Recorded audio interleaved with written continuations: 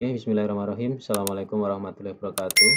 Bapak, Ibu, dan juga teman-teman enumerator atau pendata SDGs Desa. Memang pada tahun 2021 ini Kementerian Desa memprioritaskan salah satu program yang harus didanai dengan dana desa dan juga melibatkan relawan di tingkat desa untuk melakukan pendataan SDGs Desa. Pada prinsipnya SDGs Desa ini hampir sama dengan profil desa. Data-data yang di-entry pun juga data profil desa pada umumnya, yang nanti dijadikan acuan sebagai dasar untuk melakukan perencanaan pembangunan di tingkat desa. Ini tujuan dari diadakannya data pendataan SDGs ini. Bapak Ibu yang kami hormati, memang tidak bisa dipungkiri bahwa ini adalah sebuah tantangan berat bagi kita semua, khususnya bagi aparatur pemerintah desa dan juga pendata, karena ini memang pilot project dari Kementerian Desa yang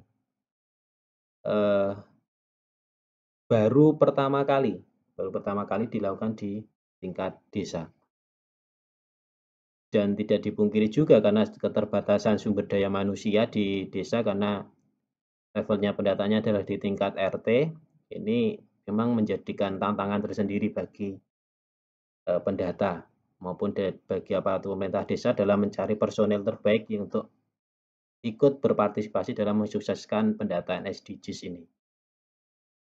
Pada kesempatan kali ini saya akan berbagi informasi terkait dengan entry data, terkhusus nanti entry data survei keluarga maupun survei individu. Jika pada saat ini mungkin tidak bisa kami sampaikan semuanya, nanti survei individu akan kami buatkan video di lain kesempatan.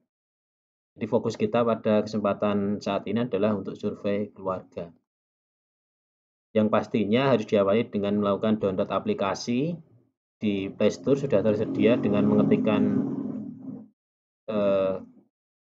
SDGs Kemendesa, nanti akan muncul aplikasi ini. Dan saat ini aplikasi yang digunakan adalah aplikasi 1.8.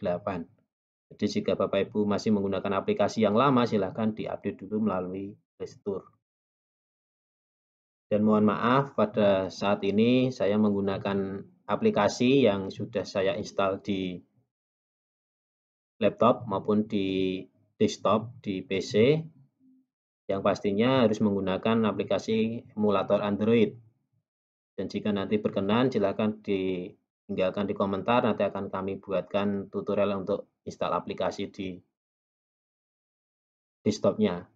Memang prosesnya daripada menggunakan HP cenderung lebih mudah menggunakan laptop, karena untuk pengetikan khususnya kita lebih leluasa, tombol-tombolnya juga lebih besar, karena data juga akan tetap tersimpan di dashboard desa. Ini yang menurut saya sebuah keuntungan ketika diinstal di laptop.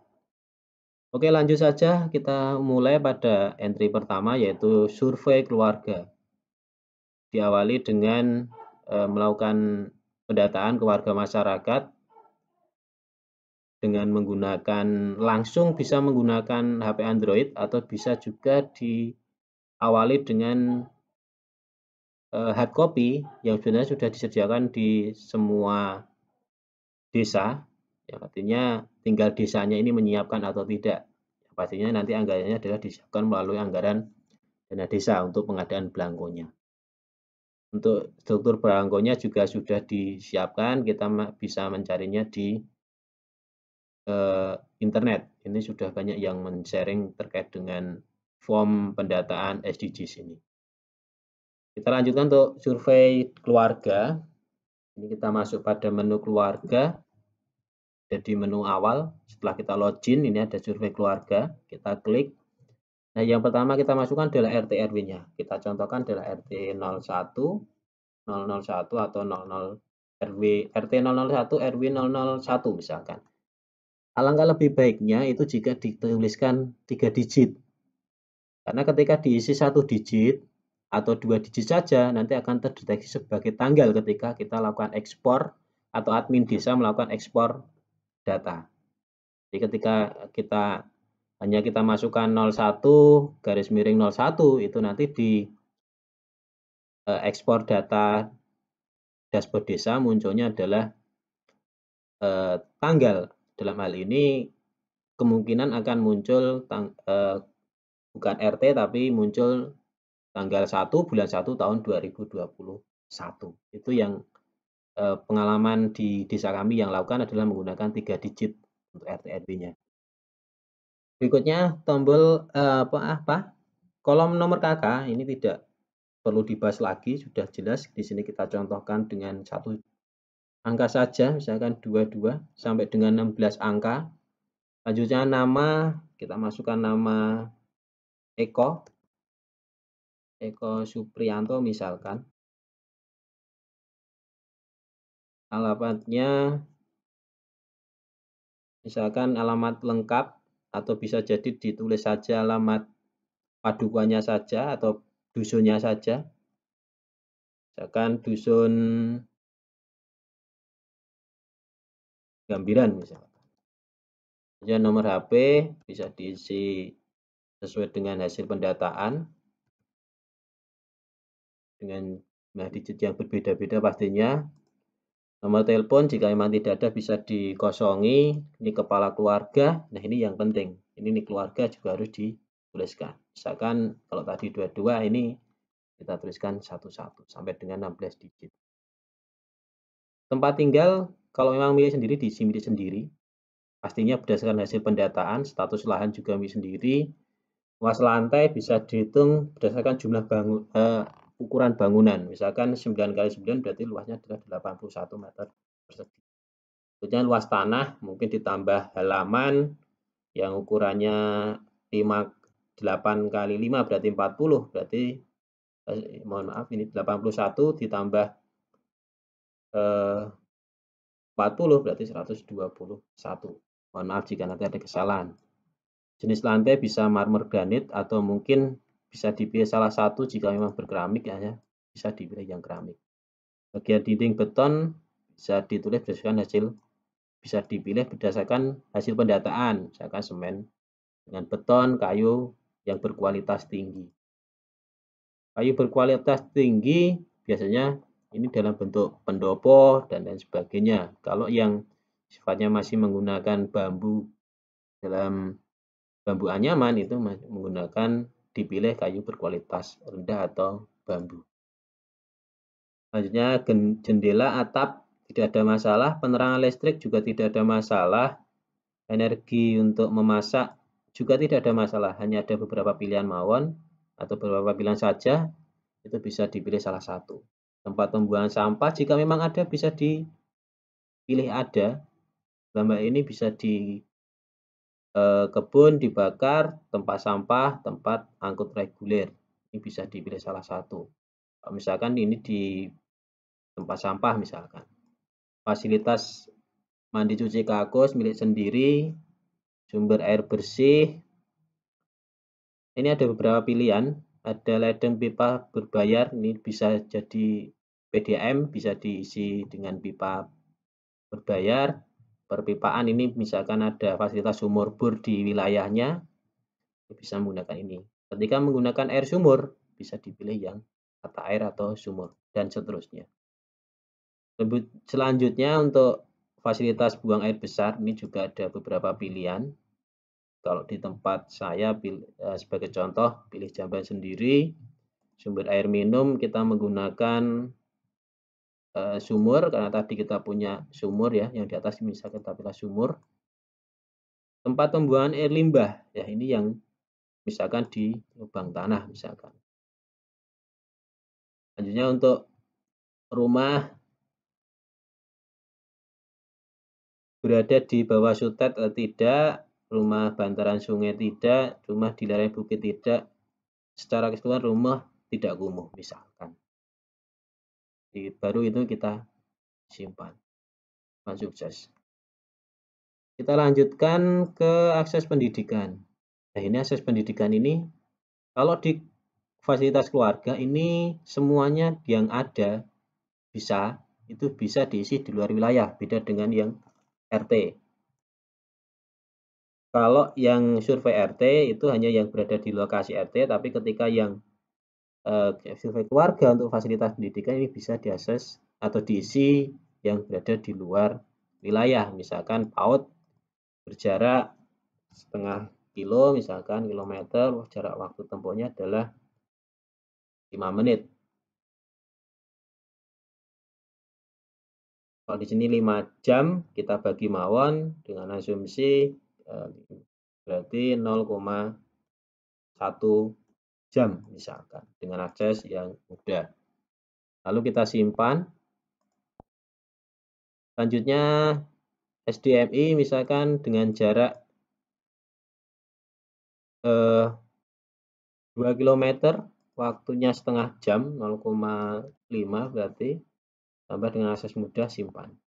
Pak sukses nanti akan muncul 2 data di sini. Dan seterusnya, ketika nanti ada SMP berapa jaraknya, SMA berapa, perguruan tinggi berapa, pesantren berapa, dan yang lain. Ini ketika mau diisi semua juga bisa sebenarnya, ketika memang fasilitasnya bisa terjangkau oleh keluarga tersebut. Kita lanjut ke akses kesehatan. Fasilitas rumah sakit, ini sama halnya dengan pengisian pendidikan tadi, bisa diisikan di luar wilayah RT setempat, bahkan bisa keluar desa. Misalkan kok kebetulan di desa kita tidak ada rumah sakit, yang ada di desa sebelah, ini bisa juga diisi. Misalkan kita isi saja dengan jarak 30 km, waktu tempuhnya adalah 1 jam dengan akses yang mudah. Simpan. Sukses. Seterusnya sampai dengan yang lain. Ada bersalin, ada rumah sakit bersalin, poliklinik, puskesmas, puskesdes, posyandu, apotek, toko obat, dan ini bisa diisi semua, tidak hanya satu saja, bisa diisi semua sesuai dengan akses yang bisa dijangkau oleh rumah tangga tersebut. Kalau di sini saya contohkan satu saja.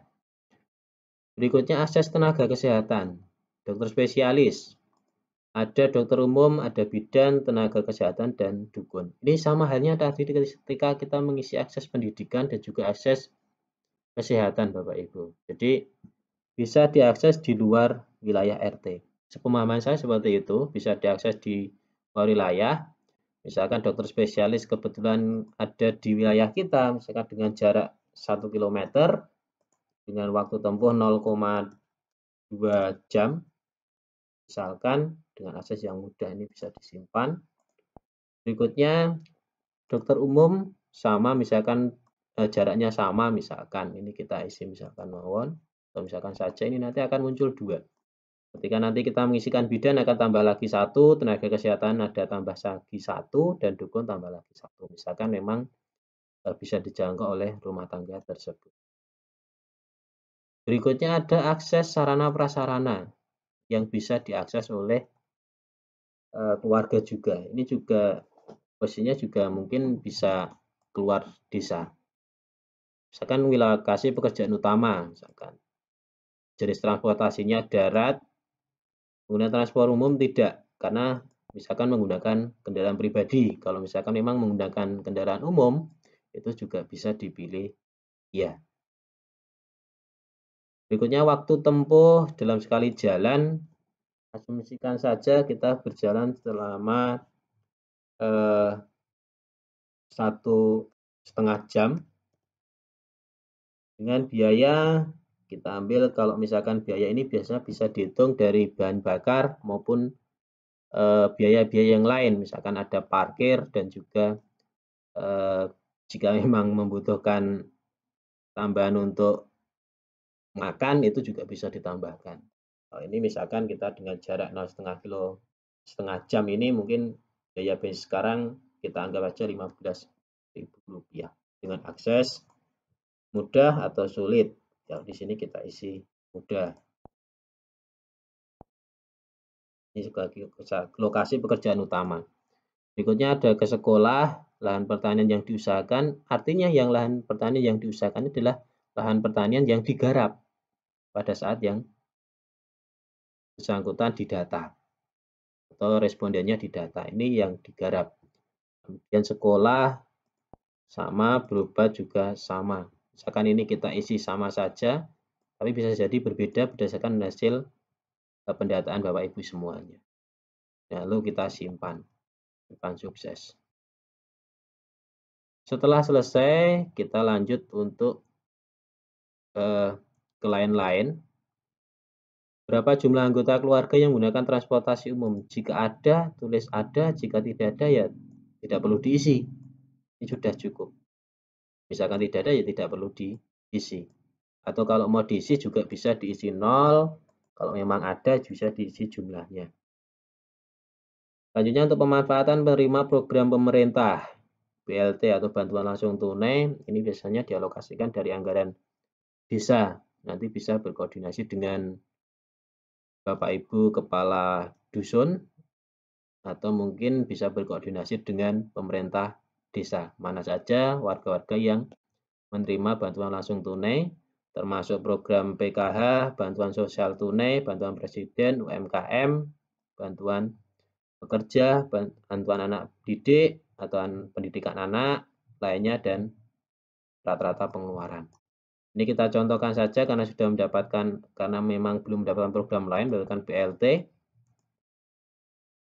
anak tetap bisa untuk menerima bantuan, misalkan bantuan Kartu Indonesia Pintar.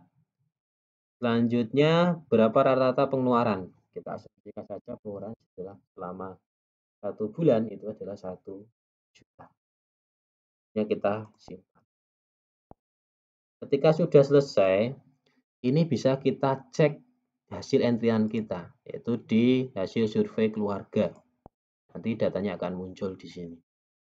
Nah, kenapa ini ada keterangan bahwa isian tab kesehatan, akses kesehatan dan seterusnya ini ada keterangan belum diupload karena memang tadi baru kita simpan, belum kita laksanakan penguploadan. Nah, ini kita coba untuk melaksanakan penguploadan. Misalkan kita upload sebagai contoh. Mohon maaf, ini nanti saya bisa hapus dari dashboard desa karena saya selaku admin desa. Jadi nanti bisa saya hapus ketika sudah saya entry seperti ini. Nah, kita cek, setelah kita upload, kita cek apakah data akses lokasi tadi sudah masuk. Sudah terupload, ini sudah. Terlanjutkan pada menu yang lain. Ini kita upload, yang kita upload kalau yang ini adalah yang ini. Yang upload di dalam form ini kita upload. Sampai dengan ada keterangan upload sukses. Kita lanjutkan akses kesehatan, sama halnya ini juga upload di sini. Akses tenaga kerja kita upload di sini juga. Akses sarana prasarana ini juga kita upload di sini.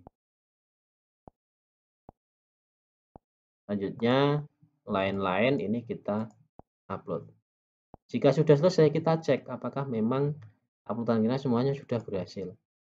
Ternyata masih ada akses tenaga kesehatan yang belum diupload. Kita cek lagi akses tenaga kesehatan.